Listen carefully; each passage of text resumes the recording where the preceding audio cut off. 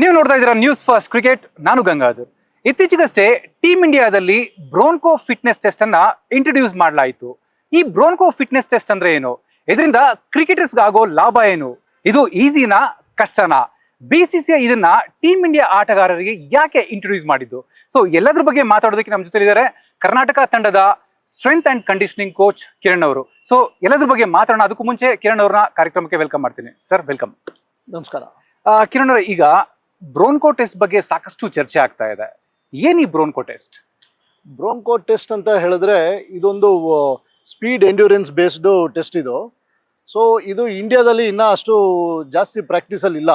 Actually ನಮ್ಮ BCCI ಇದ್ರ ಪ್ರಕಾರ ಮೊದಲೆಲ್ಲ ನಾವು ಫಸ್ಟು ಬೀಪ್ ಟೆಸ್ಟ್ ಅಂತ ಮಾಡ್ತಾಯಿದ್ವಿ, ಅದಾದಮೇಲೆ 2K ಟೈಮ್ ಟ್ರಯಲ್ ಟೆಸ್ಟ್ ಅಂತ ಮಾಡ್ತಾಯಿದ್ವಿ, ಅದಾದಮೇಲೆ ಯೋಯೋ ಟೆಸ್ಟ್ ಅಂತ ಮಾಡ್ತಾಯಿದ್ವಿ. ಸೊ ಇದು ಬ್ರೋನ್ಕೋ ಟೆಸ್ಟ್ ಬಂದು ಆಡ್ರಿನ್ ಇವ್ರು ಬಂದಿದ ತಕ್ಷಣ ಇವಾಗ ಒಂದು ಇಂಟ್ರೊಡ್ಯೂಸ್ ಮಾಡಿದ್ದಾರೆ.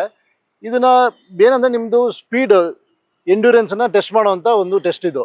ಸೊ ಇದರಲ್ಲಿ ನೀವು ಏನಂತ ಹೇಳಿದ್ರೆ 20 ಮೀಟರ್ಸು ಶಟಲ್ಲು, 40 ಮೀಟರ್ ಶಟಲ್ಲು, ಆಮೇಲೆ 60 ಮೀಟರ್ ಶಟಲ್ಲು, ಈ ಥರ 5 ಸತಿ ನೀವು ಮಾಡಬೇಕಾಗತ್ತೆ. 5 ಸತಿ ಮಾಡಬೇಕಂದ್ರೆ ಒಂದು ಸತಿ ಮಾಡಿದಾಗ ಇನ್ನು 240 ಮೀಟರು ನೀವು ಡಿಸ್ಟೆನ್ಸ್ ಕವರ್ ಮಾಡ್ತಾ ಇರ್ತೀರಾ. ನಿಮಗೆ ಇದನ್ನು ಬರೀ 6 ನಿಮಿಷದಲ್ಲಿ ನೀವು ಕವರ್ ಮಾಡಬೇಕಾಗತ್ತೆ. ಸೊ ಇದು ನಿಮ್ಮದು ರಿಯಲ್ ಆಗಿ ನಿಮ್ಮದು ಸ್ಪೀಡ್ ಎಂಡ್ಯೂರೆನ್ಸನ್ನು ಟೆಸ್ಟ್ ಮಾಡುವಂಥ ಒಂದು ಟೆಸ್ಟ್ ಇದು. ಸೊ ಇದು ತುಂಬ ಇವಾಗ ಹೊಸದಾಗಿರೋದ್ರಿಂದ ಇದ್ರದ್ದು ಇನ್ನೂ ಏನು ಅಂತ ಅದ್ರದ್ದು ಔಟ್ಕಮ್ ಇನ್ನೂ ನಮಗೆ ಫುಲ್ ಗೊತ್ತಾಗಲ್ಲ. ಇನ್ನೊಂದು ಸ್ವಲ್ಪ ದಿವಸ ಪ್ರಾಕ್ಟೀಸ್ ಎಲ್ಲ ಮಾಡಿ ಎಲ್ಲ ನೋಡಿದ್ಮೇಲೆ ಗೊತ್ತಾಗುತ್ತೆ. ಸೊ ನನಗೆ ಗೊತ್ತಿರೋ ಪ್ರಕಾರ ಇದನ್ನು ಇವಾಗ ಪ್ಲೇಯರ್ ಲೈಕ್ ಇವಾಗ ನಮ್ಮ ಮಯಾಂಕ್ ಅಗರ್ವಾಲ್ ಇರ್ಬೋದು, ಮನೀಶ್ ಪಾಂಡೆ ಇರ್ಬೋದು, ವಿರಾಟ್ ಕೊಹ್ಲಿ ಅಂತವ್ರು ಇರ್ಬೋದು, ಅವರೆಲ್ಲ ಫಿಟ್ಟಾಗಿರೋರಿಗೆ ಇದು ಈ ಥರದ್ದು ಟೆಸ್ಟ್ಗಳೆಲ್ಲ ಏನು ಅಂಥದ್ದೇನು ಕಷ್ಟ ಅಂತ ಅನಿಸಲ್ಲ. ಕ್ರಿಕೆಟ್ ಆಡಬೇಕು ಅಂತ ಹೇಳಿದ್ರೆ ಇವತ್ತಿನ ದಿವಸ ಗೇಮ್ ತುಂಬ ಫಾಸ್ಟಾಗಿ ಬೆಳೀತಾ ಇದೆ, ತುಂಬ ಪೇಸ್ ತುಂಬ ಫಾಸ್ಟಾಗಿ ಹೋಗ್ತಾ ಇದೆ. ಸೊ ಆದ ಕಾರಣ ಎಲ್ಲರೂ ಅಷ್ಟೇ ಫಿಟ್ನೆಸ್ ಮಾಡೋದು ತುಂಬ ಇಂಪಾರ್ಟೆಂಟು. ಈ ಯಾವುದೇ ಥರದ್ದು ಟೆಸ್ಟ್ ಮಾಡಿದ್ರು ನೀವು ಫಿಟ್ಟಾಗಿರೋರಿಗೆ ಏನು ಮ್ಯಾಟ್ರ್ ಆಗಲ್ಲ. ಸೊ ಕಿರಣ್ ಅವರೇ, ಈಗ ಈ ಬ್ರೋನ್ಕೋ ಟೆಸ್ಟ್ ಯಾಕೆ ಇಂಟ್ರೊಡ್ಯೂಸ್ ಮಾಡಿದ್ರು? ಇದರಿಂದ ಪ್ಲೇಯರ್ಸ್ಗೆ ಆಗುವಂಥ ಲಾಭ ಏನು? ಇದು ಬ್ರೋನ್ಕೋ ಟೆಸ್ಟ್ನ ಏನಕ್ಕೆ ಇಂಟ್ರೊಡ್ಯೂಸ್ ಮಾಡಿದ್ರು ಅಂತ ಹೇಳಿದ್ರೆ, ಇವಾಗ ನಾವು ರೀಸೆಂಟಾಗಿ ನೋಡಿದ್ವಿ, ಒಂದು 2 ರೀಸೆಂಟ್ ಟೂರಲ್ಲಿ ಇಂಡಿಯನ್ ಟೀಮಲ್ಲಿ ತುಂಬ ಬ್ರೇಕ್ ಡೌನ್ಸ್ ಆಗ್ತಾಯಿತ್ತು, ಎಸ್ಪೆಷಲಿ ಫಾಸ್ಟ್ ಬೌಲರ್ಸು. ಸೊ ನಮ್ಮ ಫಾಸ್ಟ್ ಬೌಲರ್ಸು ನೀವು ಅವ್ರದ್ದು ಬೌಲಿಂಗು ಲೋಡ್ ನೋಡಿದ್ರೆ ಹೆಂಗಿರುತ್ತೆ ಅಂತ ಹೇಳಿದ್ರೆ, ಈ ಟೆಸ್ಟ್ ಮ್ಯಾಚಲ್ಲಿ ಒಂದು ದಿವಸಕ್ಕೆ 18ರಿಂದ 20 ಓವರ್ ಬೌಲಿಂಗ್ ಮಾಡ್ತಾ ಇರ್ತಾರೆ. ಅದು ಅಷ್ಟೇ, ಅದೂ ಒಂದು ರಿಪೀಟೆಡ್ ಸ್ಪ್ರಿಂಟ್ ಎಬಿಲಿಟಿನೇ ಬೇಕಾಗುತ್ತೆ ಅದನ್ನು ಚೆಕ್ ಮಾಡಬೇಕು ಅಂತ ಹೇಳಿದ್ರೆ. ಸೊ ಆದ ಕಾರಣ ಇದು ಒಂದು ನಮ್ಮ ಪ್ಲೇಯರ್ಸ್ದು ಪಾಸ್ಟ್ ಹಿಸ್ಟ್ರಿ ತೊಗೊಂಡು ಅದ್ರ ಮೇಲೆ ಬೇಸಲ್ಲಿ ಇದನ್ನ ಒಂದು ಹೊಸದಾಗಿ ಇಂಟ್ರೊಡ್ಯೂಸ್ ಮಾಡಿದ್ದಾರೆ. ನೋಡ್ಬೇಕಿದು ಇನ್ನು ಮುಂದಕ್ಕೆ ಯಾವ ಥರ ಆಗುತ್ತೆ ಅಂತ. ಅಂದರೆ ಈ ಬ್ರೋನ್ಕೋ ಟೆಸ್ಟಿಂದ ನೀವು ಕೇಳ್ತಾ ಇದ್ರೆ, ಈ ಬ್ರೋನ್ಕೋ ಟೆಸ್ಟಿಂದ ಪ್ಲೇಯರ್ಸ್ ಒಂದು ಸ್ಟ್ಯಾಮಿನಾ ಇನ್ಕ್ರೀಸ್ ಆಗುತ್ತೆ, ಅವರ ಒಂದು ಪರ್ಫಾರ್ಮೆನ್ಸ್ ಇನ್ಕ್ರೀಸ್ ಆಗುತ್ತೆ. ಯಾಕಂದರೆ ನೀವು ಹೇಳ್ತೀವಿ ಲಾಂಗ್ ಫಾರ್ಮ್ಯಾಟ್ಸ್ ಆಡೋದಕ್ಕೆ ಎಲ್ಲ ಸ್ಟ್ರೆಂತ್ ಬೇಕು ಅಂತ. ಸೊ ಅದರಿಂದ ಈ ರೀತಿ ಒಂದು ಏನು ಇಂಟ್ರೊಡ್ಯೂಸ್ ಮಾಡ್ತಾರೆ. ಯಾಕಂದರೆ ಎಲ್ಲ ಪ್ಲೇಯರ್ಸ್ ಈಗ 3 ಫಾರ್ಮ್ಯಾಟ್ ಆಡ್ತಾ ಇದ್ದಾರೆ, ಯಾರು ಬ್ರೇಕ್ ಡೌನ್ ಆಗಬಾರ್ದು ಅನ್ನೋ ಒಂದು ದೃಷ್ಟಿಯಲ್ಲಿ ಈ ಥರ ಮಾಡ್ತಾ ಇದ್ದಾರೆ. ಈ ಒಂದು ಬ್ರೋನ್ಕೋ ಟೆಸ್ಟ್ ಇಂಟ್ರೊಡ್ಯೂಸ್ ಮಾಡಿದ್ದಾರೆ. ಹೌದು, ಬ್ರೋನ್ಕೋ ಟೆಸ್ಟ್ ಬಂದು ನಿಮ್ಗೆ ಅದೇ ಹೇಳ್ತಾ ಇದ್ದೀನಲ್ಲ, ನಾನು ಆವಾಗಲೇ ಹೇಳ್ದಂಗೆ ನಿಮ್ಮ ಸ್ಪೀಡ್ ಎಂಡ್ಯೂರೆನ್ಸನ್ನು ಟೆಸ್ಟ್ ಮಾಡೋವಂಥದ್ದು ಟೆಸ್ಟು. ಸೊ ನೀವು 6 ನಿಮಿಷದಲ್ಲಿ ಕಂಪ್ಲೀಟ್ ಮಾಡಬೇಕು ಅಂತ ಹೇಳಿದ್ರೆ ನೀವು ತುಂಬ ಫಿಟ್ಟಾಗೇ ಇರಬೇಕಾಗತ್ತೆ. ಸುಮ್ಮನೆ ಅಷ್ಟು ಈಸಿಯಾಗಿ ಆಗಲ್ಲ. ನಾವು ಇದು ಟ್ರಯಲಲ್ಲಿ ಒಂದು ಸತಿ ನೋಡಿದ್ದೀನಿ. ಸೊ ಅದರಲ್ಲಿ ಹೆಂಗೆ ಅಂತ ಹೇಳಿದ್ರೆ, ನೀವು ಫಸ್ಟ್ ರೆಪಿಟೇಷನ್ನು ನೀವು 1 ನಿಮಿಷದಲ್ಲಿ ಓಡ್ಬೋದು. ಸೊ ನೆಕ್ಸ್ಟ್ ರೆಪಿಟೇಷನಲ್ಲಿ ಇನ್ನೊಂದು ಸ್ವಲ್ಪ 1 ನಿಮಿಷ 5 ಸೆಕೆಂಡು, ಅದೇ ಥರನೇ 5 ಸತಿ ಓಡಬೇಕಾಗತ್ತೆ. ಆ ಥರ ನೀವು ಮಾಡಬೇಕು ಅಂದರೆ 6 ಸೆಕೆಂಡಲ್ಲಿ ಓಡಬೇಕು, ಅದು 6 ನಿಮಿಷದಲ್ಲಿ ಓಡಬೇಕು ಅಂತ ಹೇಳಿದ್ರೆ ಅಷ್ಟು ಈಸಿಯ ಕೆಲಸ ಅಲ್ಲ. ಅದು ತುಂಬ ನೀವು ಟ್ರೈನಿಂಗ್ ಮಾಡಿ ನೀವು ಅದಕ್ಕೆ ರೆಡಿ ಇದ್ರೇ ಮಾಡೋಕ್ಕಾಗೋದು. ಸೊ ಆಬ್ವಿಯಸ್ಲಿ ನೀವು ಈ ಟೆಸ್ಟನ್ನ ನೀವು ಕ್ಲಿಯರ್ ಮಾಡ್ತೀರಾ ಅಂತ ಹೇಳಿದ್ರೆ ನೀವು ಫಿಟ್ ಇದ್ದೇ ಇರಲೇಬೇಕು. ಫಿಟ್ ಆಗೇ ಆಗ್ತೀರಿ ನೀವು ಪ್ರಿಪೇರ್ ಆದರೆ. ಸೊ ಈ ಬ್ರೋನ್ಕೋ ಟೆಸ್ಟಿಂದ ನಮ್ಮ ಬಾಡಿಯಲ್ಲಿರೋ ಯಾವ ಆರ್ಗನ್ಸ್ ಮೇಲೆ ಜಾಸ್ತಿ ಎಫೆಕ್ಟ್ ಬೀಳುತ್ತೆ? ಯಾಕಂದರೆ ಕೆಲವರು ಹೇಳ್ತಾರೆ ಲಂಗ್ಸ್ಗೆ ಇದು ತುಂಬಾ ಕೆಲಸ ಕೊಡುತ್ತೆ, ಲಂಗ್ಸ್ ಬರ್ನ್ ಆಗುವಂಥ ಚಾನ್ಸಸ್ ಕೂಡ ಇರುತ್ತೆ ಅಂತ. ಸೊ ಯಾವ ಬಾಡಿ ಆರ್ಗನ್ ಮೇಲೆ ಜಾಸ್ತಿ ಎಫೆಕ್ಟಿವ್ ಆಗಿರುತ್ತೆ? ಹೌದು, ಬ್ರೋನ್ಕೋ ಟೆಸ್ಟು ನೀವು ಮಾಡಬೇಕು ಅಂತ ಹೇಳಿದ್ರೆ ನಿಮ್ಮದು ಲಂಗ್ ಕೆಪಾಸಿಟಿ ತುಂಬ ಚೆನ್ನಾಗಿರಬೇಕು. ಯಾಕಂತ ಹೇಳಿದ್ರೆ ನೀವು ರಿಪೀಟೆಡ್ ಆಗಿ ಸ್ಪ್ರಿಂಟ್ ಮಾಡ್ತಾ ಇರ್ತೀರಾ, ನೀವು ಎಷ್ಟು ಫಾಸ್ಟಾಗಿ ರಿಕವರಿ ಆಗ್ತೀರಾ ಅಂತಂದರೆ, ಇವಾಗ 20 ಮೀಟರ್ಸು ಶಟಲ್ ಮಾಡಿ ಬರ್ತೀರಾ, ತಿರ್ಗಾ 40 ಮೀಟರ್ಸ್ ಶಟಲ್ ಮಾಡಿ ಬರ್ತೀರಾ, ತಿರ್ಗಾ 60 ಮೀಟರ್ಸ್ ಶಟಲ್ ಮಾಡಿ ಬರ್ತೀರಾ. ಸೊ ಇದು ಮಾಡಬೇಕು ಅಂತ ಹೇಳಿದ್ರೆ ನಿಮ್ಮ ಬಾಡಿ ಫ್ರೀಕ್ವೆಂಟಾಗಿ ಶಟಲ್ಸ್ ಮಾಡ್ತಾ ಇರುತ್ತೆ, ನೀವು ಚೇಂಜ್ ಆಫ್ ಡೈರೆಕ್ಷನ್ಸ್ ಇರುತ್ತೆ. ನೀವು ಇಲ್ಲಿ ಬಂದಾಗ ನೀವು ತಿರ್ಗಾ ಸ್ಟಾರ್ಟಿಂಗ್ ಪಾಯಿಂಟ್ ಬಂದಾಗ ನಿಮ್ಗೆ ಯಾವುದೇ ಥರ ಬ್ರೇಕ್ ಇರಲ್ಲ, ಬಟ್ ನೀವು ಕ್ವಿಕ್ಕಾಗಿ ನೀವು ರಿಕವರಿ ಆಗಬೇಕು. ಅದಕ್ಕೆ ನಿಮ್ಮದು ಲಂಗ್ ಕೆಪಾಸಿಟಿ ಚೆನ್ನಾಗಿದ್ದರೆ ಮಾತ್ರ ಆಗೋದು. ಹಾಗೆ ನೀವು ಮೊದಲೇ ಇವಾಗ ಹೇಳ್ದಂಗೆ ನೀವು ಲಂಗ್ ಬರ್ನ್ ಆಗೋ ಚಾನ್ಸಸ್ ಅಂದರೆ ಅಷ್ಟು ನಿಮಗೆ ಚಾಲೆಂಜ್ ಮಾಡುತ್ತೆ ಈ ಟೆಸ್ಟು. ಸೊ ಈಗ ಕಿರಣ್ ಅವ್ರೆ, ಇಷ್ಟು ದಿನ ನಮ್ಮ ಇಂಡಿಯನ್ ಟೀಮಲ್ಲಿ ಬೇರೆ ಬೇರೆ ಟೈಪ್ ಆಫ್ ಫಿಟ್ನೆಸ್ ಟೆಸ್ಟ್ ಇತ್ತು. ಈಗ ಬ್ರೋನ್ಕೋ ಟೆಸ್ಟ್ ಇಂಟ್ರೊಡ್ಯೂಸ್ ಮಾಡಿದ್ದಾರೆ. ಇದು ಯಾವ ಪ್ಲೇಯರ್ಸ್ಗೆ ಸ್ವಲ್ಪ ಕಷ್ಟ ಆಗ್ಬೋದು? ಅಂದರೆ ಕಂಟಿನ್ಯೂಸ್ ಕ್ರಿಕೆಟ್ ಆಡ್ತಾ ಇರ್ತಾರೆ, ಅವ್ರು ಫಿಟ್ನೆಸ್ ಮಾಡ್ತಾ ಇರ್ತಾರೆ, ಅವ್ರಿಗೆ ಈಸಿ ಆಗ್ಬೋದಾ? ಅಥವಾ ಗ್ಯಾಪ್ ಬಿಟ್ಟಿರ್ತಾರೆ, ಒಂದು ಸೀರೀಸ್ ಆಡಿರ್ತಾರೆ, 2 ತಿಂಗಳಾದ್ಮೇಲೆ ಮತ್ತೆ ಇಂಡಿಯನ್ ಟೀಮ್ ಬಂದಾಗ ಈ ಟೆಸ್ಟ್ ಮಾಡಿದಾಗ ಕಷ್ಟ ಆಗುತ್ತಾ? ಎಕ್ಸಾಂಪಲ್ ರೋಹಿತ್ ಶರ್ಮಾ ಇರ್ಬೋದು, ವಿರಾಟ್ ಕೊಹ್ಲಿ ಇರ್ಬೋದು, ಅವರು ಆಡಿ ತುಂಬ ದಿನಗಳಾಯಿತು, ಈಗ ಮತ್ತೆ ಇಂಡಿಯನ್ ಟೀಮ್ ಬರ್ತಾ ಇದ್ದಾರೆ, ಸೆಲೆಕ್ಷನ್ ಆಗಬೇಕಂದ್ರೆ ಈ ಟೆಸ್ಟಲ್ಲಿ ಪಾಸ್ ಆಗಲೇಬೇಕು ಅಂಥವ್ರಿಗೆ ಏನಾದರೂ ಕಷ್ಟ ಆಗುತ್ತಾ? ಇದು ತುಂಬ ಒಳ್ಳೆ ಕ್ವಶನ್ ಆ್ಯಕ್ಚುಲಿ. ನಮ್ಮ ಕ್ರಿಕೆಟ್ ಸಿಸ್ಟಮ್ ಯಾವ ಥರ ಇದೆ ಅಂತ ಹೇಳಿದ್ರೆ, ನಮ್ಮದು ಕ್ರಿಕೆಟಿಂಗ್ ಕ್ಯಾಲೆಂಡರ್ ನೋಡಿದ್ರೆ BCCI ಇದು ಯಾರಿಗೂ ರೆಸ್ಟೇ ಇಲ್ಲ. ಥ್ರೂಔಟ್ 365 ಡೇಸ್ನು ಮ್ಯಾಚಸ್ ಆಡ್ತಾನೆ ಇರ್ತಾರೆ. ಸೊ ಪ್ಲೇಯರ್ಗೂ ಅಷ್ಟೇ, ಎಲ್ಲರಿಗೂ ಒಂದು ಮಾನಿಟ್ರಿಂಗ್ ಸಿಸ್ಟಮ್ ಇದೆ, ಲೋಡ್ ಮಾನಿಟ್ರಿಂಗ್ ಸಿಸ್ಟಮ್ ಅಂತ. ಸೊ ಅದರಲ್ಲಿ ಎಲ್ಲರೂ ಅಷ್ಟೇ ಡೇ ಟು ಡೇ ಅದನ್ನು ಅಪ್ಡೇಟ್ ಮಾಡ್ತಾನೆ ಇರಬೇಕು. ಅದು ಒಂದು ಸೆಂಟ್ರಲೈಸ್ಡ್ ಒಂದು ಡೇಟಾ ಸಿಸ್ಟಮ್ ಇದೆ, ಅಲ್ಲಿ ಎಲ್ಲ ಬಂದು ಗೊತ್ತಾಗ್ತಾ ಇರುತ್ತೆ ಇವಾಗ BCCI ಅವ್ರಿಗೂ. ಸೊ ಅವ್ರಿಗೆ ಆದ ಒಂದು ರೊಟೀನ್ಸ್ ಕೊಟ್ಟಿರ್ತಾರೆ. ಇವಾಗ ರೋಹಿತ್ ಶರ್ಮಾ ಆಮೇಲೆ ವಿರಾಟ್ ಕೊಹ್ಲಿ ಬರೀ ಇವಾಗ 1 ಡೇ ಮ್ಯಾಚ್ ಆಡ್ತಾರೆ ಅಂತ ಹೇಳಿದ್ರೆ, ಅವ್ರಿಗೆ ಆ ಪರ್ಟಿಕ್ಯುಲರ್ ಗೇಮ್ಗೆ ಅದಕ್ಕೆ ಏನು ಬೇಕಾಗುತ್ತೆ, ಯಾವ ಎನರ್ಜಿ ಸಿಸ್ಟಮ್ ವರ್ಕ್ ಮಾಡಬೇಕು, ಅದನ್ನು ಅವ್ರಿಗೆ ಆಲ್ರೆಡಿ ಕೊಟ್ಟಿರ್ತಾರೆ. ಸೊ ಅದನ್ನು ಅವರು ಡೇ ಟು ಡೇ ಬೇಸಿಸಲ್ಲಿ ವರ್ಕ್ ಮಾಡಿ ಅದನ್ನು ಅಪ್ಲೋಡ್ ಮಾಡ್ತಾನೆ ಇರ್ತಾರೆ. ಆದ್ದರಿಂದ ಇದೇನು ಯಾರಿಗೂ ಏನು ಕ್ರಿಕೆಟ್ ಬಿಟ್ಟರು ಬಂದರು ಆ ಥರ ಏನು ಕಷ್ಟ ಏನಾಗಲ್ಲ. ಬಟ್ ನೀವು ಪ್ರೊಫೆಷ್ನಲ್ ಕ್ರಿಕೆಟ್ ಆಡ್ತಾ ಇದ್ದೀರಾ ಅಂದರೆ, ಇಂಟರ್ನ್ಯಾಷನಲ್ ಲೆವೆಲ್ ಆಡ್ತಾ ಇದ್ದೀರಾ ಅಂತ ಹೇಳಿದ್ರೆ, ನೀವು ಎಲ್ಲದಕ್ಕೂ ನೀವು ರೆಡಿ ಇರಲೇಬೇಕು. ಸೊ ಈಗ ಈ ಬ್ರೋನ್ಕೋ ಟೆಸ್ಟಿಂದ ಇದು ಹೊಸ ಒಂದು ಫಿಟ್ನೆಸ್ ಟೆಸ್ಟ್ನ ಇಂಟ್ರೊಡ್ಯೂಸ್ ಮಾಡ್ತಾ ಇದ್ದಾರೆ. ಇದರಿಂದ ಪ್ಲೇಯರ್ಸ್ ಏನಾದರೂ ಬ್ರೇಕ್ ಡೌನ್ ಆಗೋ ಚಾನ್ಸಸ್ ಇದೆ? ಯಾಕಂದರೆ ಈ ಹಿಂದೆ ಅವರು ಬೇರೆ ಫಿಟ್ನೆಸ್ ಟೆಸ್ಟ್ಗೆ ಅಡಾಪ್ಟ್ ಆಗಿರ್ತಾರೆ.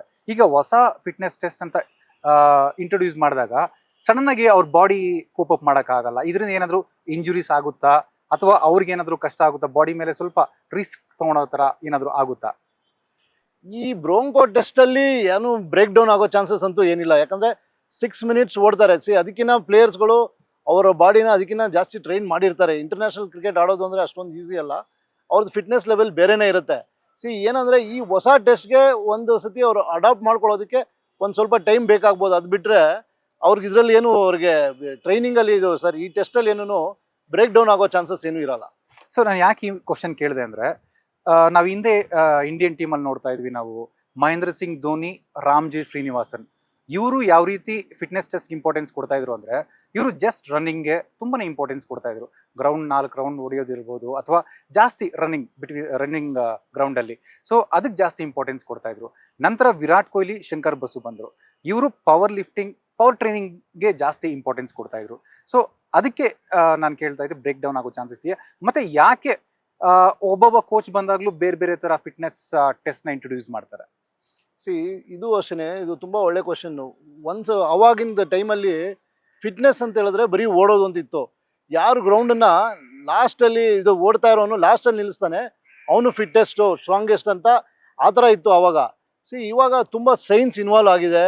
ಆಮೇಲೆ ಈ ಸ್ಟ್ರೆಂತ್ ಆ್ಯಂಡ್ ಕಂಡೀಷ್ನಿಂಗು ಆ ಥರ ಎಲ್ಲರೂ ಬಂದು, ಸೊ ಫಿಟ್ನೆಸ್ಸಲ್ಲಿ ಏನು ಮಾಡಬೇಕು ಆ ಪರ್ಟಿಕ್ಯುಲರ್ ಸ್ಪೋರ್ಟ್. ಏನಂದರೆ ಇವಾಗ ಸ್ಟ್ರೆಂತ್ ಆ್ಯಂಡ್ ಕಂಡೀಷ್ನಿಂಗ್ ಅನ್ನೋದು ಬಂದು ಸ್ಪೋರ್ಟ್ಸ್ ಸ್ಪೆಸಿಫಿಕ್ ಟ್ರೈನಿಂಗ್ ಅದು. ಇವಾಗ ನಾವು ನಾರ್ಮಲ್ ಹೊರಗಡೆ ಹೋಗಿ ಎಲ್ಲೋ ಒಂದು ಜಿಮ್ಮಲ್ಲಿ ಮಾಡೋದು, ಇಲ್ಲ ಇನ್ನೊಬ್ಬರು ಯಾರ ಹತ್ರನೋ ಮಾಡೋದು ಡಿಫ್ರೆಂಟು. ಒಬ್ಬ ಸ್ಟ್ರೆಂತ್ ಆ್ಯಂಡ್ ಕಂಡೀಷ್ನಿಂಗ್ ಕೋಚ್ ಹತ್ರ ಮಾಡೋದು ಡಿಫ್ರೆಂಟ್. ಏನಕ್ಕೆ ಅಂತ ಹೇಳಿದ್ರೆ ಸ್ಪೋರ್ಟ್ಸ್ ಸ್ಪೆಸಿಫಿಕ್ ಟ್ರೈನಿಂಗ್ ಅಂತ ಮಾಡ್ತಾರೆ ಈ ಸ್ಟ್ರೆಂತ್ ಆ್ಯಂಡ್ ಕಂಡೀಷ್ನಿಂಗ್. ಏನಂದರೆ ಎಲ್ಲ ಸೈಂಟಿಫಿಕ್ ಬೇಸ್ಡ್, ಸೈಂಟಿಫಿಕ್ ಎವಿಡೆನ್ಸ್ಡ್ ನೀವು ಏನೇ ಮಾಡಬೇಕು ಅಂತ ಹೇಳಿದ್ರೆ. ಇವಾಗ ಕ್ರಿಕೆಟ್ಗೆ ನೀವು ನೋಡಿ, ನಮ್ಮದು start and stop game. So ಕ್ರಿಕೆಟ್ಗೆ ಯಾವ್ಯಾವ ಥರ ಫಿಟ್ನೆಸ್ ಬೇಕಾಗುತ್ತೆ. ಇವಾಗ ನೀವು ಹೇಳ್ದಂಗೆ ಇವಾಗ ರಾಮ್ಜಿ ಶ್ರೀನಿವಾಸನ್ ಇದ್ದರು, ಗ್ರೇಗ್ ಕಿಂಗು, ಗ್ಲಾಸ್ಟರು, ಅವರಿದ್ದಾಗ ಫಸ್ಟ್ ಏನು ಮಾಡ್ತಾಯಿದ್ರು, ಬರೀ ಬೀಪ್ ಟೆಸ್ಟ್ ಅಂತ ಮಾಡ್ತಾಯಿದ್ರು. ಬೀಪ್ ಟೆಸ್ಟ್ ಅಂತ ಏನಂತ ಹೇಳಿದ್ರೆ, ಬರೀ 20 ಮೀಟ್ರನ್ನ ಕಂಟಿನ್ಯೂಸ್ ಆಗಿ ಬೀಪ್ ಬರುತ್ತೆ, ಸ್ಟಾರ್ಟ್ ಮಾಡಬೇಕು, ಇನ್ನೊಂದು ನೆಕ್ಸ್ಟ್ ಬೀಪ್ ಬರೋಷ್ಟೊತ್ತಿಗೆ ಇದು ಪಾಯಿಂಟ್ ಬಿಲ್ ಇರಬೇಕು, ತಿರ್ಗಾ ಬೀಪ್ ಇನ್ನೊಂದು ಬರೋಷ್ಟೊತ್ತಿಗೆ ಪಾಯಿಂಟ್ ಸಿಗೆ ಬರಬೇಕು, ಆ ಥರ ಮಾಡಿದರು. ಸೊ ಅದಾದಮೇಲೆ ಏನಾಯಿತು, ಆಮೇಲೆ ಇದು ನಮ್ಮ ಗೇಮ್ ಸ್ಪೆಸಿಫಿಕ್ ಇಲ್ಲ ಅಂತ ಹೇಳಿ ಆಮೇಲೆ ತಿರ್ಗಾ ಎಲ್ಲ ಟೆಸ್ಟ್ಗಳನ್ನೆಲ್ಲ ಚೇಂಜ್ ಮಾಡಿದ್ರು. ಆ ಥರ ಕಾನ್ಸ್ಟೆಂಟಾಗಿ ಈ ಗೇಮ್ನ ಸ್ಟಡಿ ಮಾಡಿ, ಸೈಂಟಿಫಿಕ್ ರಿಸರ್ಚ್ಗಳು ಮಾಡಿ ಎಲ್ಲ ಟೈಮ್ ಟು ಟೈಮ್ ಚೇಂಜ್ ಆಗ್ತಾ ಇದೆ.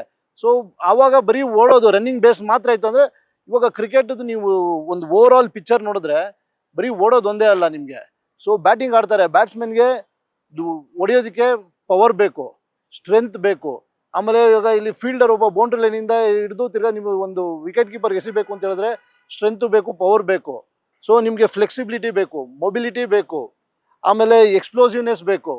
ಅಜಿಲಿಟಿ ಬೇಕು, ಚೇಂಜ್ ಆಫ್ ಡೈರೆಕ್ಷನ್ ಇರಬೇಕು, ಕ್ವಿಕ್ನೆಸ್ ಇರಬೇಕು, ಸೊ ಮೆಂಟಲ್ ಸ್ಟ್ರೆಂತ್ ಇರಬೇಕು. ಸೊ ಇದು ಎಲ್ಲಾನು ಬೇಕಾಗುತ್ತೆ ಕ್ರಿಕೆಟ್ಗೆ. ಸೊ ಅದ್ರ ಬೇಸ್ ಮೇಲೆ ಇವಾಗ ಟ್ರೈನಿಂಗು ಕೂಡ ಎಲ್ಲಾನು ಚೇಂಜ್ ಆಗಿದೆ ಈಗ. ಸೊ ಈಗ ಹೊಸ ಫಿಟ್ನೆಸ್ ಟ್ರೈನಿಂಗ್ ಇಂಡಿಯನ್ ಟೀಮಲ್ಲಿ ಇಂಟ್ರೊಡ್ಯೂಸ್ ಮಾಡಿದ್ರು ಅನ್ಕೊಳ್ಳಿ, ಈಗ ಬ್ರೋನ್ಕೋ ಮಾಡಿದ್ದಾರೆ. ಸೊ ಪ್ಲೇಯರ್ಸ್ ಇದ್ರ ಬಗ್ಗೆ ಎಜುಕೇಟ್ ಮಾಡೋದು ಇಂಪಾರ್ಟೆಂಟ್. ಯಾಕೆಂದ್ರೆ ಒಂದು ಎಕ್ಸಾಂಪಲ್ ಕೊಡ್ತೀನಿ. ಕೆಲವು ಪ್ಲೇಯರ್ಸ್ ಸಿಟಿಯಿಂದ ಬಂದಿರ್ತಾರೆ, ಕೆಲವರು ಹಳ್ಳಿಯಿಂದ ಬಂದಿರ್ತಾರೆ. ಸಿಟಿಯಿಂದ ಬಂದಿರೋರು ಯಾಕೆ ಈ ಟೆಸ್ಟ್ ಮಾಡಿಸ್ತಾ ಇದ್ದೀರಾ, ಇದರಿಂದ ಮಾಡೋದ್ರಿಂದ ನಮ್ಗೇನು ಲಾಭ, ಈ ಥರ ಎಲ್ಲ ಕ್ವಶನ್ಸ್ ಕೇಳ್ತಾರೆ. ಅಶ್ವಿನ್ ಇರ್ಬೋದು, ಸಾಯಿ ಸುದರ್ಶನ್, ಸೊ ಇವರೆಲ್ಲ ಸ್ವಲ್ಪ ತಿಳುವಳಿಕೆ ಜಾಸ್ತಿ ಇರೋರು, ಸೊ ಇವರೆಲ್ಲ ಕೇಳ್ತಾರೆ. ಸೊ ಈಗ ನಮ್ಮ ರಿಂಕು ಸಿಂಗ್ ಅಂತ ಪ್ಲೇಯರ್ಸ್ ಇರ್ಬೋದು, ಉಮೇಶ್ ಯಾದವ್ ಅಂತ ಪ್ಲೇಯರ್ಸ್ ಇರ್ಬೋದು, ಇವರೆಲ್ಲ ರಿಮೋಟ್ ಪ್ಲೇಸಿಂದ ಬಂದಿರ್ತಾರೆ. ಇವ್ರಿಗೇನು ಗೊತ್ತಾಗಲ್ಲ. ಸ್ಟ್ರೆಂತ್ ಆ್ಯಂಡ್ ಕಂಡೀಷನಿಂಗ್ ಕೋಚಸ್ ಏನು ಹೇಳ್ತಾರೋ ಅದನ್ನೇ ಮಾಡ್ಕೊಂಡು ಹೋಗ್ತಾರೆ. ಸೊ ಎಜುಕೇಷನ್ ಎಷ್ಟು ಇಂಪಾರ್ಟೆಂಟ್ ಈ ಹೊಸ ಫಿಟ್ನೆಸ್ ಟ್ರೈನಿಂಗ್ ಇಂಟ್ರೊಡ್ಯೂಸ್ ಮಾಡಿದಾಗ? ನೀವು ಇದು ಒಂದು ತುಂಬ ಉತ್ತಮವಾದ ಕ್ವಶನ್ನೇ ಹೇಳ್ಬೋದು. ಯಾಕಂದರೆ ಇವಾಗ BCCI ಅಲ್ಲಿ ಯಾವ ಥರ ಮಾಡಿದ್ದಾರೆ ಸಿಸ್ಟಮ್ ಅಂತ ಹೇಳಿದ್ರೆ, ಒಂದು ಟಾರ್ಗೆಟೆಡ್ ಪ್ಲೇಯರ್ಸ್ ಅಂತ ಒಂದು ಗ್ರೂಪ್ ಮಾಡಿದ್ದಾರೆ. ಅಂದರೆ ಇವಾಗ ನಮ್ಮ ಮೈನ್ ಟೀಮಲ್ಲಿ, ಇಂಡಿಯನ್ ಟೀಮಲ್ಲಿ ಆಡ್ತಾ ಇರೋ ಪ್ಲೇಯರ್ಸ್ ಬಿಟ್ಟು ನೆಕ್ಸ್ಟ್ ಈ ಥರ ಒಂದೊಂದು ಫಾರ್ಮೆಟ್ಗೆ ಬಂದು ಹೋಗುವಂಥವ್ರು, ಇಲ್ಲ ಇಂಡಿಯಾ A ಟೂರ್ಸು ಆ ಥರ ಎಲ್ಲ ಮಾಡೋವಂಥ ಪ್ಲೇಯರ್ಗಳು, ಆಮೇಲೆ ರಿಮೋಟ್ ಏರಿಯಾಗಳು, ರಿಮೋಟ್ ಪ್ಲೇಸಸಲ್ಲಿ ಇರುವಂಥ ಪ್ಲೇಯರ್ಗಳು, ಅವ್ರಿಗೆಲ್ಲ ಏನಂತ ಹೇಳಿದ್ರೆ ಬರೀ ಒಂದೊಂದು ಟೂರ್ನಮೆಂಟು, ಪರ್ಟಿಕ್ಯುಲರ್ ಟೂರ್ನಮೆಂಟ್ಗೆ ಬಂದು ಹೋಗ್ತಾರೆ, ಮಾಡ್ತಾರೆ. ಸೊ ಅಂಥವ್ರಿಗೆ ಈ ಥರ ಏನಾದ್ರು ಚೇಂಜಸ್ ಆದಾಗ ಅವ್ರಿಗೆ ನೀವು ಅದ್ರ ಬಗ್ಗೆ ಎಜುಕೇಟೆಡ್ ಮಾಡೋದು ಭಾಳ ಇಂಪಾರ್ಟೆಂಟು. ಇವಾಗ ಎಲ್ಲರಿಗೂ ಈಗ ಫಿಟ್ನೆಸ್ ಅನ್ನೋದು ಇವಾಗ ನಮ್ಮ BCCI ಅಲ್ಲಿ ಯಾವ ಥರ ಮಾಡಿದ್ದಾರೆ ಅಂದರೆ, ಒಂದು ಸೆಂಟ್ರಲೈಸ್ಡ್ ಒಂದು ಆ್ಯಪ್ ಬೇಸ್ಡ್ ಒಂದು ಇದು ಏನಂತಾರೆ ಒಂದು ಪ್ರೋಗ್ರಾಮ್ ಮಾಡಿದ್ದಾರೆ. So each player every day ಒಂದೊಂದು ಇಷ್ಟಿಷ್ಟು ಪ್ಲೇಯರ್ಗಳು ಇಷ್ಟು ಒಬ್ಬ SNCಗೆ ಡೈಲಿ ಬೇಸಿಸಲ್ಲಿ ರಿಪೋರ್ಟ್ ಮಾಡ್ತಾ ಇರಬೇಕು. ಅಟ್ ದ ಸೇಮ್ ಟೈಮು ಎಲ್ಲ ಅಸೋಸಿಯೇಷನ್ಸು, ಇವಾಗ ನಮ್ಮ KSA ಇರ್ಬೋದು, ಮುಂಬೈ ಅಸೋಸಿಯೇಷನ್ ಇರ್ಬೋದು, ಆ ಥರ ಎಲ್ಲ ಅಸೋಸಿಯೇಷನ್, ಇಂಡಿಯಾದಲ್ಲಿ ಎಷ್ಟು ಅಸೋಸಿಯೇಷನ್ ಇದೆ ಆ ಸ್ಟೇಟ್ದು ಸ್ಟ್ರೆಂತ್ ಆ್ಯಂಡ್ ಕಂಡೀಷನಿಂಗ್ ಕೋಚ್ಗಳು ಅವ್ರಿಗೆ ನಾವು ವೀಕ್ಲಿ ಬೇಸಿಸಲ್ಲಿ ನಾವು ಅವ್ರಿಗೆ ಅಪ್ಡೇಟ್ ಮಾಡ್ತಾ ಇರ್ತಾರೆ. ಅಂದರೆ ಈ ಪ್ಲೇಯರು ಎಷ್ಟು ಟ್ರೈನಿಂಗ್ ಮಾಡಿದ್ದಾರೆ, ಎಷ್ಟು ಸ್ಟ್ರೆಂತ್ ಟ್ರೈನಿಂಗ್ ಮಾಡಿದ್ದಾರೆ, ಎಷ್ಟು ಗ್ರೌಂಡ್ ಟ್ರೈನಿಂಗ್ ಮಾಡಿದ್ದಾರೆ, ಇದನ್ನೆಲ್ಲ ಅಪ್ಡೇಟ್ ಮಾಡ್ತಾ ಇರ್ತೀವಿ. ಸೊ ದಟ್ ಏನಾದ್ರು ಇವಾಗ ಚೇಂಜಸ್ ಆಯಿತು ಅಂತ ಹೇಳಿದ್ರೆ ಅವ್ರಿಗೆ ನಾವು ಎಜುಕೇಟ್ ಮಾಡೋದು ತುಂಬ ಸುಲಭ ಆಗಿದೆ ಈಗ. ಸೊ ಡೆಕ್ಸಾ ಟೆಸ್ಟ್ ಇದರಲ್ಲೇ ಬರುತ್ತಾ, ಇಲ್ಲ ಅದು ಬೇರೆನಾ? ಇದು ಡೆಕ್ಸಾ ಟೆಸ್ಟ್ ಅಂತ ಹೇಳಿದ್ರೆ ಇದೊಂದು ನೀವು ಬೋನ್ ಡೆನ್ಸಿಟಿನ ಚೆಕ್ ಮಾಡೋವಂಥದ್ದು. ಇದರಲ್ಲಿ ನಿಮಗೆ 2 ಥರ ಔಟ್ಕಮ್ ಬರುತ್ತೆ. ಸೊ ಡೆಕ್ಸಾ ಸ್ಕ್ಯಾನಲ್ಲಿ ನಿಮ್ಮ ಬೋನ್ ಡೆನ್ಸಿಟಿ, ಅದರಲ್ಲಿ ನಿಮಗೆ ಏನು ಎಷ್ಟಿದೆ ಅಂತ ಗೊತ್ತಾಗುತ್ತೆ. ಏನಕ್ಕೆ ಇದು ಇಂಪಾರ್ಟೆಂಟ್ ಅಂತ ಹೇಳಿದ್ರೆ, ಇದು ನಮ್ಮದು ಬಂದು ಹೈ ಇಂಟೆನ್ಸಿಟಿ ಸ್ಪೋರ್ಟ್, ಇದು multi directional sport. So player jump ಮಾಡ್ತಾ ಇರ್ತಾರೆ, ಡೈ ಹೊಡಿತಾರೆ, ಎಲ್ಲ ಮಾಡ್ತಾರೆ. ನಿಮ್ಮ ಬೋನ್ ಡೆನ್ಸಿಟಿ, ಬೋನ್ ಮಿನರಲ್ ಡೆನ್ಸಿಟಿ ಕಮ್ಮಿ ಇದ್ದಾಗ ಏನಾಗುತ್ತೆ, ಸೊ ನಾವು ಆಸ್ಟಿಯೋಪೋರಿಸಿಸ್ ಅಂತ ಹೇಳ್ತೀವಿ. ಸೊ ಆಸ್ಟಿಯೋಪೋರಿಸಿಸ್ ಏನಾದ್ರು ಇದ್ದರೆ ನಿಮ್ಮದು ಬೋನ್ ಬ್ರಿಟಲ್, ಅಂದರೆ ನಿಮ್ಮದು ಮುರಿದೋಗೋ ಚಾನ್ಸಸ್ ಜಾಸ್ತಿ, ಬೇಗ ಮುರಿಯೋ ಚಾನ್ಸಸ್ ಜಾಸ್ತಿ ಇರುತ್ತೆ.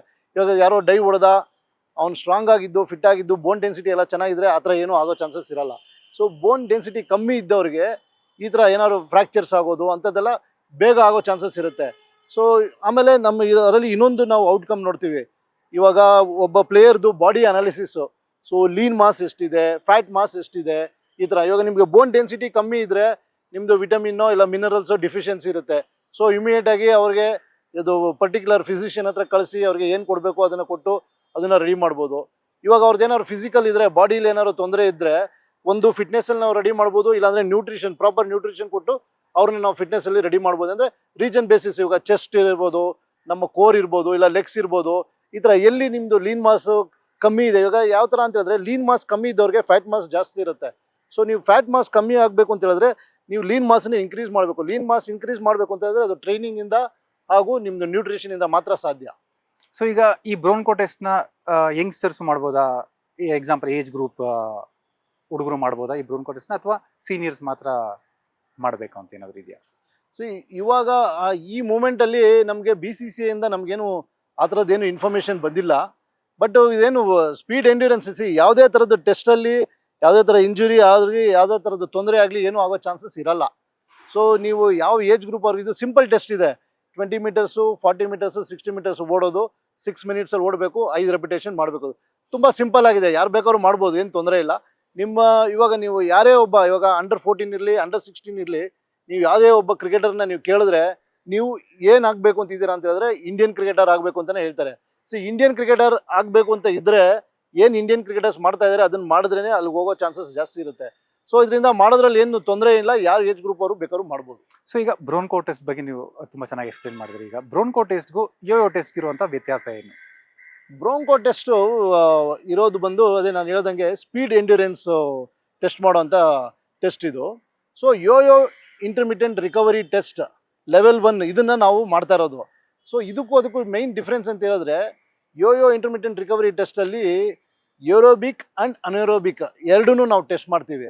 ಸೊ ಈ ಥರ ಟೆಸ್ಟಲ್ಲಿ ಏನಂತ ಹೇಳಿದ್ರೆ ನಿಮಗೆ 20 ಮೀಟರ್ಸು ಶಟಲ್ ರನ್ ಇರುತ್ತೆ, ಆಮೇಲೆ ಎಂಡಲ್ಲಿ ನಿಮಗೆ ಒಂದು 5 ಮೀಟರ್ಸು ರಿಕವರಿ ಪಾತ್ ಇರುತ್ತೆ. ಆ ರಿಕವರಿ ಪಾತಲ್ಲಿ ನೀವು ಏನು ಮಾಡಬೇಕು, ವಾಕ್ ಮಾಡಿ ತಿರ್ಗಾ ಬಂದು ನಿಮಗೆ ವೆಯ್ಟ್ ಮಾಡೋ ಟೆಸ್ಟ್ ಇದು ಟೈಮ್ ಇರುತ್ತೆ. ಸೊ ಯೋಯೋ ಟೆಸ್ಟ್ ಬಂದು ನಮ್ಮ ಸಿಮಿಲರ್ ಟು ನಮ್ಮ ಕ್ರಿಕೆಟ್ದು ಗೇಮ್ ಡಿಮ್ಯಾಂಡ್ಸ್ ಏನಿದೆ ಆ ಥರ ಇದೆ. ಯಾಕಂದರೆ ಕ್ರಿಕೆಟ್ ಬಂದು start and stop game. So ನಿಮಗೆ ತುಂಬ ಕಂಟಿನ್ಯೂಸ್ ಆಗಿ ಏನೂ ಇರಲ್ಲ ನಿಮಗೆ ಓಡೋವಂಥದ್ದು ಮಾಡೋವಂಥದ್ದು. ಈಗ ಒಬ್ಬ ಬೌಲರ್ ಒಂದು ಬಾಲ್ ಬೌಲಿಂಗ್ ಮಾಡಿದ್ರೆ ನಿಮಗೆ ಅಟ್ಲೀಸ್ಟ್ ಒಂದು 30-35 ಸೆಕೆಂಡ್ ನಿಮಗೆ ಮಧ್ಯದಲ್ಲಿ ಟೈಮ್ ಇರುತ್ತೆ. ಸೊ ಅದು ಬಂದು ಆ ಪೀರಿಯಡಲ್ಲಿ ನಿಮಗೆ ರಿಕವರಿ ಟೈಮ್ ಇರುತ್ತೆ. ಸೊ ನೀವು ಯೋಯೋ ಟೆಸ್ಟ್ ನೋಡಿದ್ರೆ ನೀವು 40 ಮೀಟರ್ಸ್ ಓಡ್ತೀರಾ ಅಂದರೆ 20 ಮೀಟರ್ಸ್ ಶಟಲ್ ಓಡಿ ಬಂದರೆ 40 ಮೀಟರ್ಸ್ ಆಗುತ್ತೆ, ಬಂದು ನಿಮಗೆ ತಿರ್ಗಾ 5 ಮೀಟರ್ಸಲ್ಲಿ ನೀವು ಜಸ್ಟ್ ವಾಕ್ ಮಾಡ್ತೀರಾ, ರಿಕವರಿ ಟೈಮ್ ಸಿಗುತ್ತೆ. ಸೊ ಇದು ಸಿಮಿಲರ್ ಆಗಿದೆ. ಸೊ ನಮ್ಮ ಗೇಮ್ ಡಿಮ್ಯಾಂಡ್ಸು ತಿರ್ಗಾ ನಿಮಗೆ ರಿಪೀಟೆಡ್ ಸ್ಪ್ರಿಂಟೆಬಿಲಿಟಿ ಪ್ಲಸ್ ನಿಮ್ಮದು ಹಾರ್ಟ್ ರೇಟ್ ವೇರಿಬಿಲಿಟಿ ಎಲ್ಲದಕ್ಕೂ ಕರೆಕ್ಟ್ ಆಗಿದೆ ಇದು. ಸೊ ಯಾವುದು ಡಿಫಿಕಲ್ಟ್ ಅಂತೀರಾ? ಬ್ರೋನ್ಕೋ ಟೆಸ್ಟ್ ಡಿಫಿಕಲ್ಟ್ ಅಂತೀರಾ, ಯೋಯೋ ಟೆಸ್ಟ್ ಡಿಫಿಕಲ್ಟ್ ಅಂತೀರಾ? ಇವಾಗ ಅದೇ ನಾವು ಹೇಳ್ದಂಗೆ ಇದ್ರ ಮೇಲೆ ನಾವು ಜಾಸ್ತಿ ಏನು ಟೆಸ್ಟ್ ಮಾಡಿಲ್ಲ. ಇವಾಗ ಇಷ್ಟು ವರ್ಷನೂ ನಾವು ಬಂದು ಯೋಯೋ ಮಾಡ್ಕೊಂಬಂದ್ವಿ, 2K ಮಾಡ್ಕೊಂಬಂದ್ವಿ. ಸೊ ಯೋಯೋ ಕೆಲವ್ರಿಗೆ ಕಷ್ಟ ಅಂತಾರೆ, ಕೆಲವರು 2K ಕಷ್ಟ ಅಂತ ಇದ್ರು. ಆ ಥರ ಇದು ಪ್ಲೇಯರ್ಸ್ಗಳದ್ದು ಒಬ್ಬೊಬ್ರದ್ದು ಒಂದು ಒಪಿನಿಯನ್ ಇರುತ್ತೆ. ಬಟ್ ಅದೇ ಈ ಬ್ರೋಂಕೋ ಟೆಸ್ಟ್ ಮಾಡಿದ್ಮೇಲೆ ಗೊತ್ತಾಗುತ್ತೆ ಪ್ಲೇಯರ್ಸ್ಗಳದ್ದು ಏನು ಅಂತ ಫೀಡ್ಬ್ಯಾಕ್ ಗೊತ್ತಾಗುತ್ತೆ. ನೀವೀಗ ಹೇಳ್ತಾ ಇದ್ರಿ 2K ಟೈಮ್ ಟ್ರಯಲ್ ಟೆಸ್ಟ್ ಅಂತ. ಸೊ ಇದು ಏನು? ಇದು 2K ಟೈಮ್ ಟ್ರಯಲ್ ಅಂತ ಹೇಳಿದ್ರೆ ನಿಮ್ಮದು ಏರೋಬಿಕ್ ಎಂಡ್ಯೂರೆನ್ಸ್ ಟೆಸ್ಟ್ ಮಾಡುವಂಥ ಟೆಸ್ಟ್ ಇದು.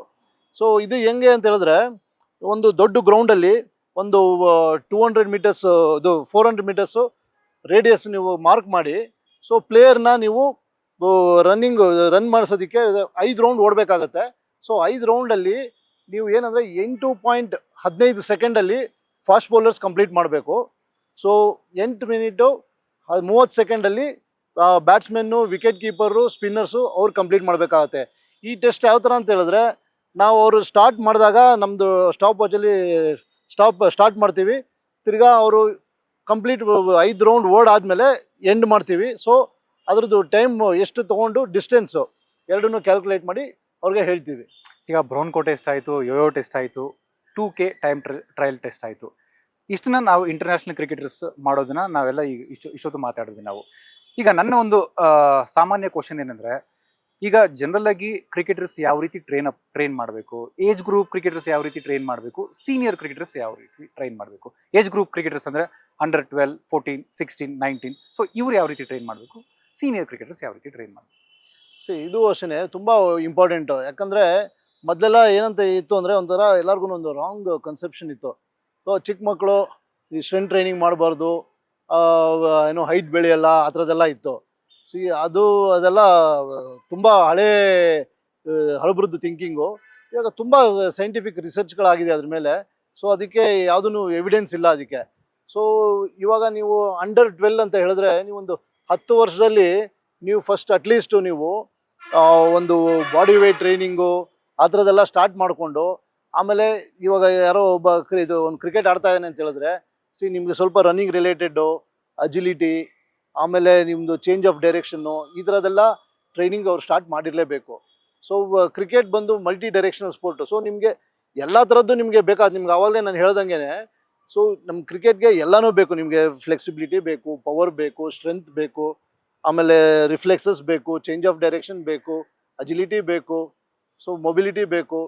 ಸೊ ಇದೆಲ್ಲ ಇರೋದ್ರಿಂದ ನೀವು 12 ಇಯರ್ಸ್ಗೆ ನೀವು ಬಾಡಿ ವೆಯ್ಟ್ ಎಲ್ಲ ಸ್ಟಾರ್ಟ್ ಮಾಡಿ, ಅರೌಂಡ್ 13 ಇಯರ್ಸ್ಗೆ ನೀವು ಲೈಟ್ ವೆಯ್ಟ್ಸು ಎಲ್ಲ ಸ್ಟಾರ್ಟ್ ಮಾಡಿಕೊಂಡು ನೀವು ರೆಡಿ ಇರಬೇಕು. ಬೈ 19 ಬರೋಷ್ಟೊತ್ತಿಗೆ ಇವಾಗ ನಾವು ನೋಡಿರ್ಬೋದು, ನಮ್ಮ ಇದು ಇಂಡಿಯಾ ಅಂಡರ್ 19 ಆಡಿದವರು ಎಲ್ಲ ಆಲ್ಮೋಸ್ಟು ಅಲ್ಲಿಂದ ಡೈರೆಕ್ಟಾಗಿ ಇಂಡಿಯಾಗೆ ಆಡ್ತಾರೆ. ಏನಕ್ಕೆ ಅಂದರೆ ಅಷ್ಟೊತ್ತಿಗೆ ಅವ್ರದ್ದು ಸ್ಟ್ರೆಂತು, ಪವರು, ಎಕ್ಸ್ಪ್ಲೋಸಿವ್ನೆಸ್ಸು ಎಲ್ಲ ಅವ್ರದ್ದು ಒಂದು ಟಾಪ್ ಲೆವೆಲ್ಗೆ ರೀಚ್ ಆಗಿರುತ್ತೆ. ನಿಮಗೆ ಜೂನಿಯರಿಂದ ಸೀನಿಯರ್ ಲೆವೆಲ್ಗೆ ಹೋಗಬೇಕು ಅಂತ ಹೇಳಿದ್ರೆ ಅದೇ ತುಂಬ ಡಿಫ್ರೆನ್ಸ್ ಮಾಡೋದು, ರಿಫ್ಲೆಕ್ಸಸ್ಸು, ಪವರು, ಸ್ಟ್ರೆಂತು. ಸೊ ಇದು ತುಂಬ ಇಂಪಾರ್ಟೆಂಟ್. ಅದಕ್ಕೆ ಅರ್ಲಿ ಏಜಲ್ಲಿ ನೀವು ಸ್ಟಾರ್ಟ್ ಮಾಡಿದ್ರೆ ನೀವು ಬೈ 16-17 ಅಷ್ಟೊತ್ತಿಗೆ ಪ್ರಾಪರಾಗಿ ಲೋಡ್ ಮಾಡಿ ಒಳ್ಳೆ ಟ್ರೈನಿಂಗ್ ಮಾಡಿಕೊಂಡು ನೀವು ಕಂಟ್ರಿಗೆ ಆಡೋದಕ್ಕೆ ಇಲ್ಲ ಒಂದು ಸೀನಿಯರ್ ಟೀಮ್ ಆಡೋದಕ್ಕೆ ರೆಡಿ ಇರ್ತೀರಾ. ಅಂದ್ರೆ ನೀವು ಹೇಳೋ ಪ್ರಕಾರ ಈಗ ಕ್ರಿಕೆಟ್ ಸ್ಟಾರ್ಟ್ ಮಾಡೋದಕ್ಕೂ ಮುಂಚೆ ಯಾರು ಈಗ ಹೊಸದಾಗಿ ಸ್ಟಾರ್ಟ್ ಮಾಡ್ತಾರೆ ಕ್ರಿಕೆಟ್ನ, ಅವರು 12 ಇಯರ್ಸ್ಗೆ ವೆಯ್ಟ್ ಟ್ರೈನಿಂಗ್ ಮಾಡ್ಬೇಕಂತ. ವೆಯ್ಟ್ ಟ್ರೈನಿಂಗ್ ಅಂತ ಹೇಳಿದ್ರೆ ಅದೇ ಹೇಳಿದ್ನಲ್ಲ, ಸ್ಟಾರ್ಟ್ ವಿತ್ ನಿಮ್ಮದು ಬಾಡಿ ವೆಯ್ಟ್ ಟ್ರೈನಿಂಗು. ಸೊ ನೀವು ಡೈರೆಕ್ಟಾಗಿ ಯಾರೂ ಹೋಗಿ ವೆಯ್ಟ್ಸ್ ಎತ್ತಿ ಹೆವಿ ವೆಯ್ಟ್ ಮಾಡಿ ಅಂತ ಹೇಳಲ್ಲ. ಅದನ್ನೇ ಹೇಳ್ತಿರೋದು, ನೀವು ಕರೆಕ್ಟಾಗಿ ಒಂದು ಪ್ರಾಪರ್ ಗೈಡೆನ್ಸ್ ಇರಬೇಕು. ಯಾರು ಸ್ಟ್ರೆಂತ್ ಆ್ಯಂಡ್ ಕಂಡೀಷನಿಂಗ್ ಕೋಚು ಇಲ್ಲ ಯಾರೋ ಸರ್ಟಿಫೈಡ್ ಕೋಚಸ್ ಹತ್ರ ಹೋದ್ರೆ ನಿಮಗೆ ಕರೆಕ್ಟಾಗಿ ಪ್ರಾಪರಾಗಿ ಗೈಡ್ ಮಾಡ್ತಾರೆ. ಇಲ್ಲ ಅಂತ ಹೇಳಿದ್ರೆ ಅದೇ ಆಮೇಲೆ ಹೋಗಿ ನೀವು ಏನಾದ್ರು ಮಾಡಿಸಿ ಮಾಮೂಲಿ ಅದೇ gym ಕಿರಣ್ ಮೇಲೆ ಅವ್ರು ಹೋದ್ರೆ ಹೇಳ್ತಾ energy ಇದ್ರಿ, ಆಗೋ chances ಈ ಇರುತ್ತೆ. ಮಾತು ತುಂಬಾ ಒಳ್ಳೆ ಮಾತಿದ್ರು. ಯಾಕಂದ್ರೆ ಕೆಲವು ಕ್ರಿಕೆಟರ್ಸ್ ನಾನು ನೋಡಿದೀನಿ, ಹೊಸದಾಗಿ ಸ್ಟಾರ್ಟ್ ಮಾಡೋರು ಜಿಮ್ಗೆ ಹೋಗ್ತಾರೆ, ಜಿಮ್ ಅಲ್ಲಿ ಹೇಳ್ಕೊಡೋ ರೀತಿ ಮಾಡ್ತಾರೆ. ಕ್ರಿಕೆಟ್ ವೆಯ್ಟ್ ಟ್ರೈನಿಂಗ್ ಬೇರೆ, ಜಿಮ್ ಅಲ್ಲಿ ನಾರ್ಮಲ್ ಆಗಿ ವೆಯ್ಟ್ ಟ್ರೈನಿಂಗ್ ಬೇರೆ. ಸೊ ಇದರಿಂದ ಮಿಕ್ಸಪ್ ಆಗಿ ಎಲ್ಲೋ ಒಂದ್ ಕಡೆ ಅವ್ರ ಬಾಡಿ ಮೇಲೆ ಕೂಡ ತುಂಬಾ ಇಂಪ್ಯಾಕ್ಟ್ ಆಗುವಂತ ಚಾನ್ಸಸ್ ಕೂಡ ಇರುತ್ತೆ. ಹೌದು, ಅಲ್ವಾ? 100%. ಇವಾಗ ನಾರ್ಮಲ್ ಜಿಮ್ ಅಲ್ಲಿ ಮಾಡುವಂತ ಬೇಸ್ ಟ್ರೈನಿಂಗ್ ಬೇರೆ, under strength and conditioning coach ಕಡೆ ಕೆಲಸ ಮಾಡುವಂಥದ್ದು ಬೇರೆ. ಯಾಕಂದ್ರೆ ಸ್ಟ್ರೆಂತ್ ಅಂಡ್ ಕಂಡೀಷನಿಂಗ್ ಅಂತ ಹೇಳಿದ್ರೆ ನಿಮ್ಮ ಮೂಮೆಂಟ್ ಮೇಲೆ ವರ್ಕ್ ಮಾಡ್ತಾರೆ. ಅವ್ರು ಯಾವುದು ಮಸಲ್ ಮೇಲೆ ವರ್ಕ್ ಮಾಡಲ್ಲ. ನೀವು ಅದೇ ಜಿಮ್ ಅಲ್ಲೆಲ್ಲ ಹೋದ್ರೆ ಮಸಲ್ ಮೇಲೆ ವರ್ಕ್ ಮಾಡ್ತಾರೆ. ಕ್ರಿಕೆಟ್ಗೆ ನಿಮ್ದು ಬಾಡಿ ಬಲ್ಕ್ ಆಗೋದು ನೆಸಿಟಿ ಇಲ್ಲ. ಬಾಡಿ ಬಲ್ಕ್ ಆಗಿದ ತಕ್ಷಣ ಏನಾಗುತ್ತೆ, ಸ್ಟಿಫ್ ಆಗುತ್ತೆ, ನಿಮ್ದು ಮೂಮೆಂಟ್ ರಿಸ್ಟ್ರಿಕ್ಟೆಡ್ ಆಗುತ್ತೆ. ಸೊ ನಿಮ್ದು ಇವಾಗ ನಾವು ಫಾರ್ ಎಕ್ಸಾಂಪಲ್ ಒಬ್ಬ ಫಾಸ್ಟ್ ಬೌಲರ್ಗೆ ಅಂದ್ರೆ ಏನು ಮೂಮೆಂಟ್ಸ್ ಇದೆ ಆ ಒಂದು ಗೇಮಲ್ಲಿ, ಅದ್ರ ಬೇಸ್ ಟ್ರೈನಿಂಗ್ ಮಾಡಿಸ್ತೀವಿ. ಫಾರ್ ಎಕ್ಸಾಂಪಲ್ ಮೆಡಿಸನ್ ಬಾಲ್ ಥ್ರೋಸು, ಸ್ಲ್ಯಾಮ್ಸು, ಈ ಥರದ್ದು, ಆಮೇಲೆ ಎಕ್ಸ್ಪ್ಲೋಸಿವ್ ಮೂಮೆಂಟ್ಸು, ಕ್ಲೀನ್ಸು, ಸ್ನ್ಯಾಚು, ಈ ಥರದ್ದು ಅವ್ರಿಗೆ ಗೇಮ್ ಏನು ಡಿಮ್ಯಾಂಡ್ ಮಾಡುತ್ತೆ ಅದ್ರ ಮೇಲೆ ಟ್ರೈನಿಂಗ್ ಮಾಡಿಸ್ತೀವಿ. ಬಟ್ ನಮ್ಮ ಜಿಮ್ ಬೇಸಲ್ಲೆಲ್ಲ ಹೋದ್ರೆ ನಿಮಗೆ ಜಾಸ್ತಿ ಆದಷ್ಟು ಬಾಡಿ ಬಲ್ಕ್ ಆಗುವಂಥದ್ದು, ಫಿಸಿಕಲ್ ಅಪಿಯರೆನ್ಸ್ಗೆ ಮಾಡೋವಂಥದ್ದು. ಬಟ್ ಇಲ್ಲಿ ನಮ್ಮದು ಸ್ಟ್ರೆಂತ್ ಆ್ಯಂಡ್ ಕಂಡೀಷನಿಂಗ್ ಅಂತ ಹೇಳಿದ್ರೆ ಪರ್ಫಾರ್ಮೆನ್ಸ್ ಎನ್ಹಾನ್ಸ್ ಮಾಡೋದಕ್ಕೋಸ್ಕರ ಟ್ರೈನಿಂಗ್ ಮಾಡ್ತೀವಿ. ಸೊ ಈಗ ನೀವು ಹೇಳ್ತಾ ಇದ್ರಿ ಫಾಸ್ಟ್ ಬೌಲರ್ ಯಾವ ರೀತಿ ಟ್ರೈನಿಂಗ್ ಮಾಡಬೇಕು ಅಂತ. ನನಗೆ ನೀವು fast bowler, batsman, wicket keeper ಯಾವ ರೀತಿ ಅವರು ವರ್ಕೌಟ್ ಮಾಡಬೇಕು ಅಂತ ಒಂದು ಸ್ವಲ್ಪ ಬ್ರೀಫ್ ಆಗಿ ಹೇಳ್ತೀರಾ? ನೀವು ಫಾಸ್ಟ್ ಬೌಲರ್ಸ್ಗೆ ಜನರಲಿ ನಾವು ಏನು ಫೋಕಸ್ ಮಾಡ್ತೀವಿ ಅಂತ ಹೇಳಿದ್ರೆ ಅವ್ರದ್ದು ಶೋಲ್ಡರ್ಸು, ಅವ್ರದ್ದು ಲೋವರ್ ಬಾಡಿ, ಆಮೇಲೆ ಅವ್ರದ್ದು ಕೋರ್ ಮೇಲೆ, ಈ ಥರದ್ರ ಮೇಲೆ ಜಾಸ್ತಿ ನಾವು ಸ್ಟ್ರೆಂತ್ ಮೇಲೆ ಫೋಕಸ್ ಮಾಡ್ತೀವಿ. ಬ್ಯಾಟ್ಸ್ಮನ್ಗೆ ರೊಟೇಷ್ನಲ್ ಸ್ಟ್ರೆಂತು, ಆಮೇಲೆ ಇದು ಏನು ಅಜಿಲಿಟಿ, ಅದ್ರ ಮೇಲೆ ಫೋಕಸ್ ಮಾಡ್ತೀವಿ. ಆಮೇಲೆ ಇವ್ರಿಗೆ ಯಾರು ವಿಕೆಟ್ ಕೀಪರ್ಸ್ಗೆ ಲ್ಯಾಟ್ರಲ್ ಮೂಮೆಂಟ್ಸು, ಅಜಿಲಿಟಿ, ಎಕ್ಸ್ಪ್ಲೋಸಿವ್ನೆಸ್ಸು, ಇಂಥದ್ರ ಮೇಲೆ ವರ್ಕ್ ಮಾಡ್ತೀವಿ. ಸೊ ಅವ್ರದ್ದು ಏನು ಪರ್ಟಿಕ್ಯುಲರ್ ಮೂಮೆಂಟ್ಸ್ ಇದೆ ಗೇಮಲ್ಲಿ, ಅದ್ರ ಡಿಮ್ಯಾಂಡ್ ಪ್ರಕಾರ ನಾವು ಅವ್ರಿಗೆ ಫೋಕಸ್ ಮಾಡ್ತೀವಿ ಟ್ರೈನಿಂಗಲ್ಲಿ. ಸೊ ಕಿರಣ್ ಅವರು ಇಷ್ಟೊತ್ತು ನಮಗೆ ಸಾಕಷ್ಟು ವಿಚಾರಗಳು ತಿಳಿಸ್ಕೊಟ್ರಿ ಫಿಟ್ನೆಸ್ ಬಗ್ಗೆ. Thank you so much. And ಈ ಒಂದು ನಿಮ್ಮ ಒಂದು ಮಾತುಗಳು ಸಾಕಷ್ಟು ಒಂದು ಯಂಗ್ಸ್ಟರ್ಸ್ಗೂ ಕೂಡ ರೀಚ್ ಆಗುತ್ತೆ ಅಂತ ನಾನು ತಿಳ್ಕೊತೀನಿ. Thank you so much Kiran ಅವರು. Thank you. ಇದಾಗಿತ್ತು ಇವತ್ತಿನ ವಿಶೇಷ. ಲೇಟೆಸ್ಟ್ ಕ್ರಿಕೆಟ್ ನ್ಯೂಸ್ ಮತ್ತು ಅಪ್ಡೇಟ್ಸ್ಗಾಗಿ ನೋಡ್ತಾ ಇರಿ ರನ್ ಭೂಮಿ, ಪ್ರತಿದಿನ ಬೆಳಗ್ಗೆ 8:30ಕ್ಕೆ.